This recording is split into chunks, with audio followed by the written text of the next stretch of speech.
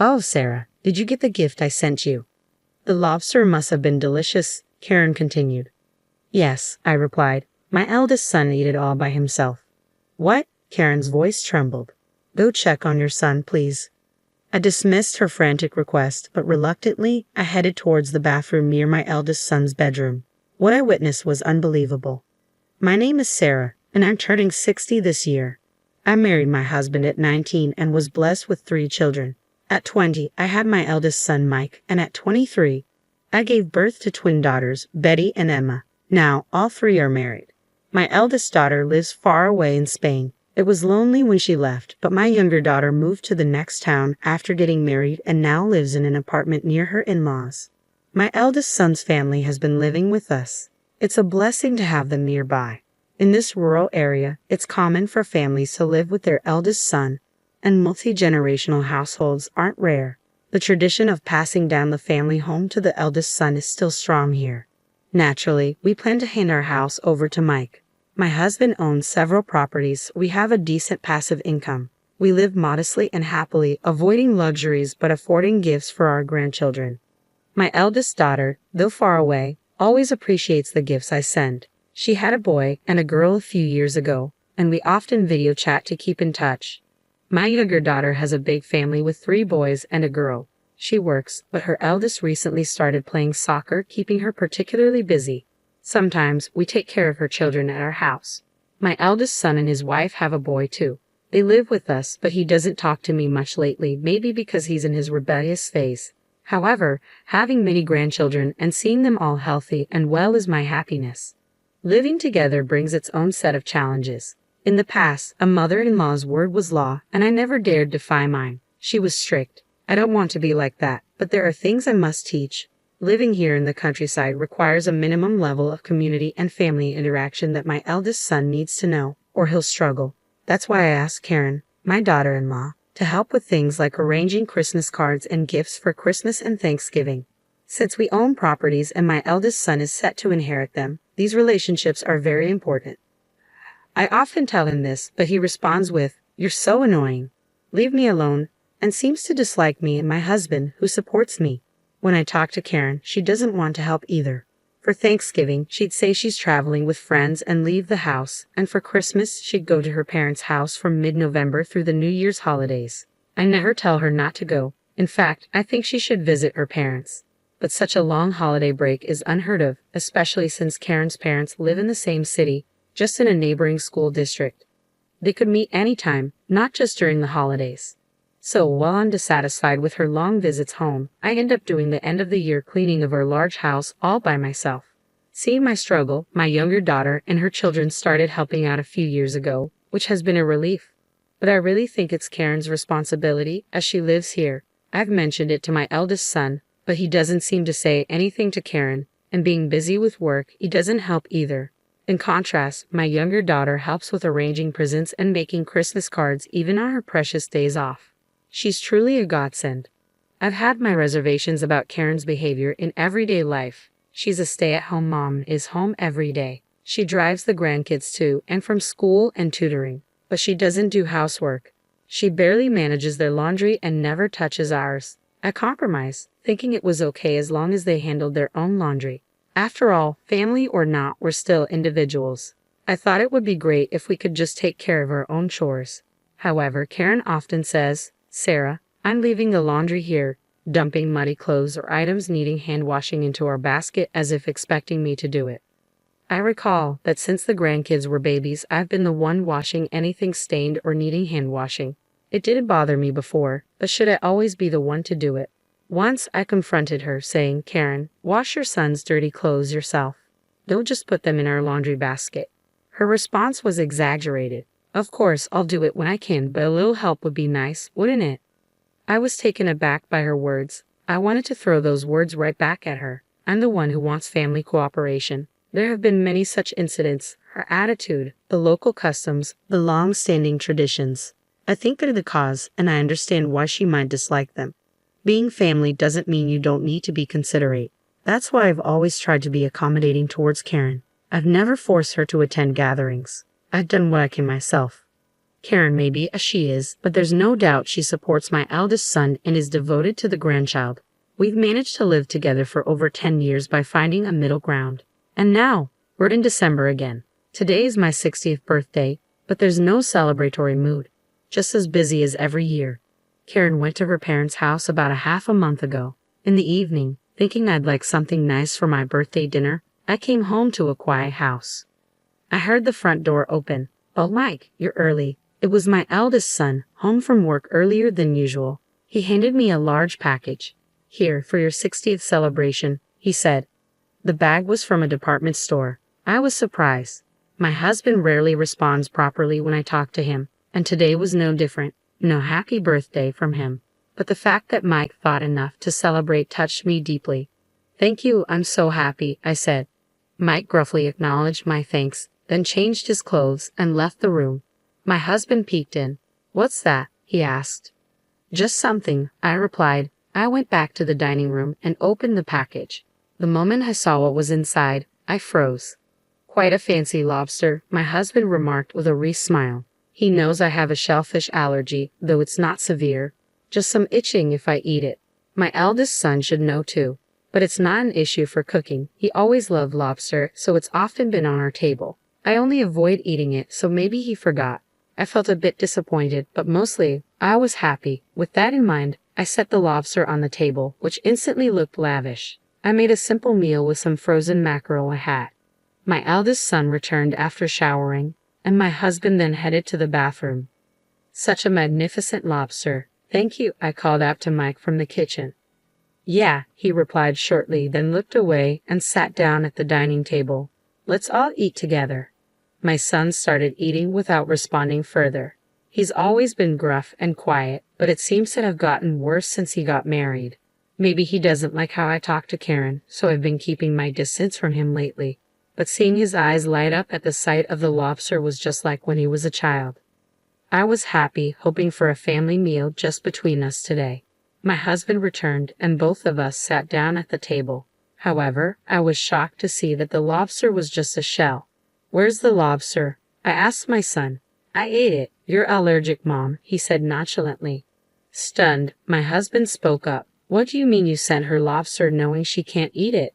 It's better than nothing, right?" My son replied without a hint of remorse.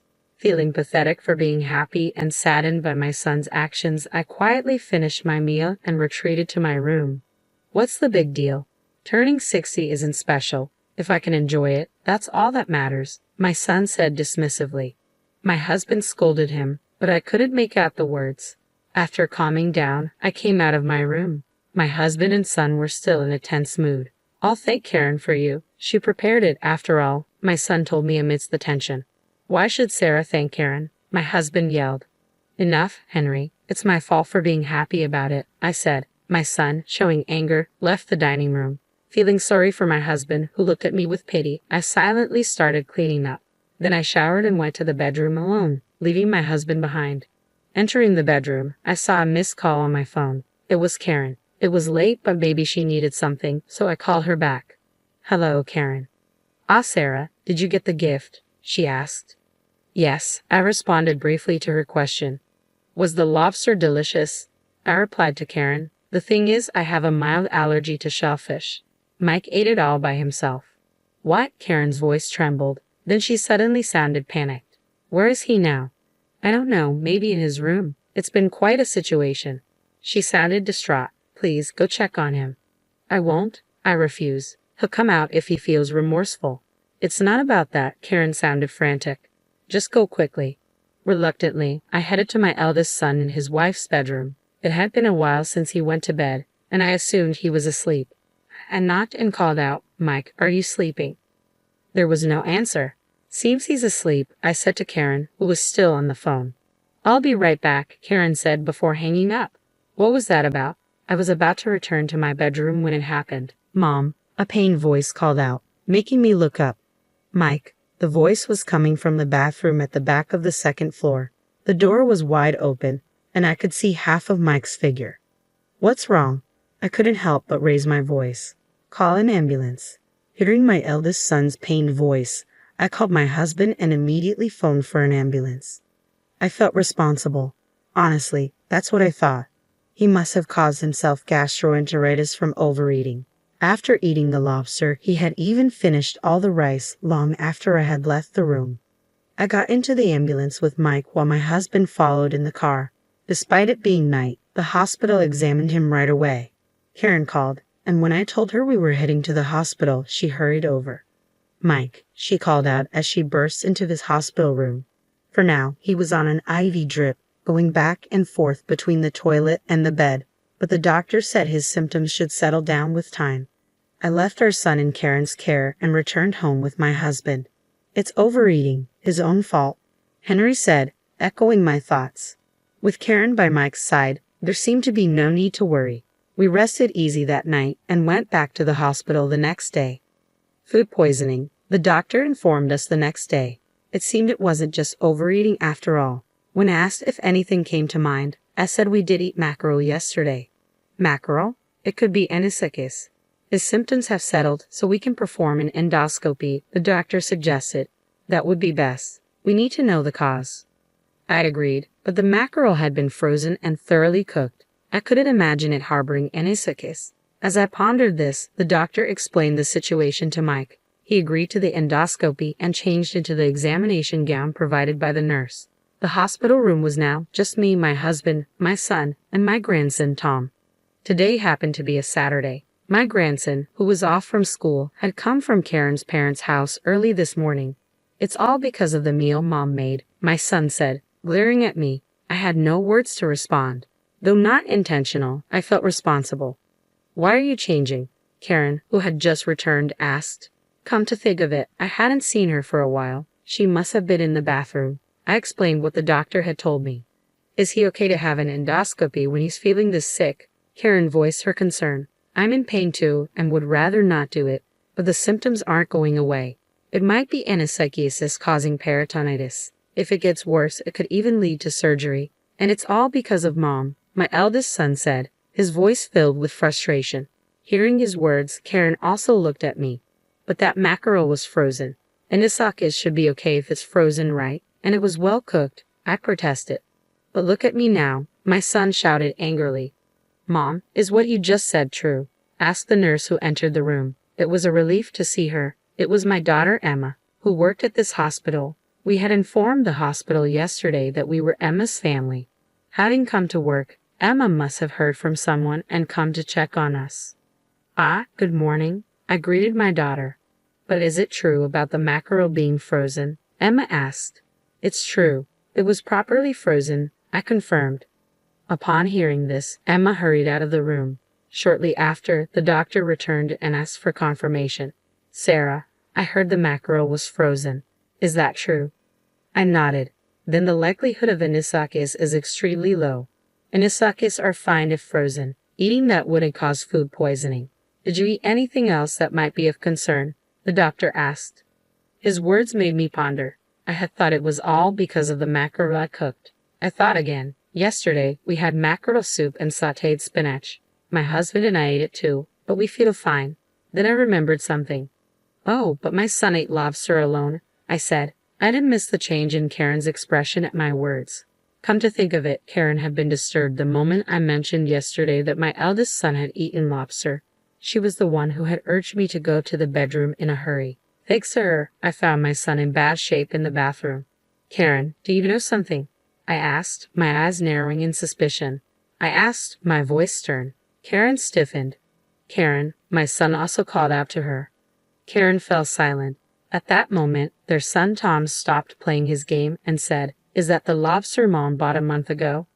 A month ago. My eldest son, my husband, and I all turned our gaze to our grandson. Yeah, the one I've been keeping in my room for a month. I took it with me when I went back to Grandpa's house yesterday and gave it to Dad. Tom explained. His words made me turn pale. My eldest son questioned Karen. What do you mean? Wasn't it bought yesterday? Karen began to speak. So what? You're the one who said you'd send lobster for her 60th birthday celebration. That's why I bought it when it was cheap. What's wrong with that? Why were you hiding it in Tom's room? My eldest son yelled. You said Sarah was being annoying and it was just to irritate her. I thought a little stomach pain would do. I wouldn't eat something I'm allergic to just to spite her, I said, my voice trembling with disbelief. Listening to their argument, my husband seemed completely enraged. Both of you were to blame, apologized to Sarah. My husband's yelling echoed in the hospital room. I calmed him down. It was clear that both had acted with malice. We can't keep them in our house anymore, I declared. They stopped their arguing. I'm sorry, I went too far, my eldest son apologized, confused by my calm demeanor. Right, I can't even think of you as my son anymore. Leave the house once you're discharged, my husband added firmly. Please wait, Henry. I'm really sorry, Karen collapsed on the spot. In the end, Mom was fine, so please forgive us, my son said, trying to gauge our reaction, but forgiveness was not in my heart. Take care, then, I said. That was all, and we left the hospital, leaving the two behind. According to my daughter, they continued to blame each other after we left. Mike, Karen, calm down, Emma tried to soothe them, but the fight didn't stop. Tom, fed up with his parents, returned to our house first. I hadn't even noticed his return since he went straight to his room. The atmosphere between Karen and my son remained hostile even after his discharge. Karen stopped washing my son's clothes, and of course, I had no intention of doing it either. Eventually, they got divorced. Karen left our house with Tom. She had often stayed away for long periods and was absent when needed. I had been considerate all this time, but somehow, I felt relieved. Let's live together happily like before, my eldest son suggested, but my husband got furious again and finally kicked him out of the house. We transferred the ownership of our properties and house to our eldest and second daughters. Although there was a gift tax, my husband laughed, saying it was better than leaving it to someone we disliked. The husbands of our daughters thanked us and they redid the celebration for my 60th birthday. At that time, our eldest daughter came back from Spain to our house after several years, and we all had a great time. Seeing her grandchildren's smiling faces, I was truly happy. Later, our second daughter's family moved from their apartment to our house. Their apartment was our property too, and we transferred its ownership to her, generating rental income. Our eldest daughter was overjoyed, saying that thanks to the property she inherited, the whole family could visit us several times a year. Spending time with our real daughters was effortless and very relaxing. The family grew larger, and my husband seemed happy. Although I sometimes had to be careful around my second daughter's husband, he was a kind man who always looked after us. Honestly, I still can't forgive my eldest son and my ex-daughter-in-law, nor do I intend to in the future. But my eldest daughter taught me something. There's a Spanish proverb, living well is the best revenge. Don't you think it's a good saying? Betty said with a smile. Yes, it is, I smiled back. If there's any revenge to be had, it's for my husband and me to live happily.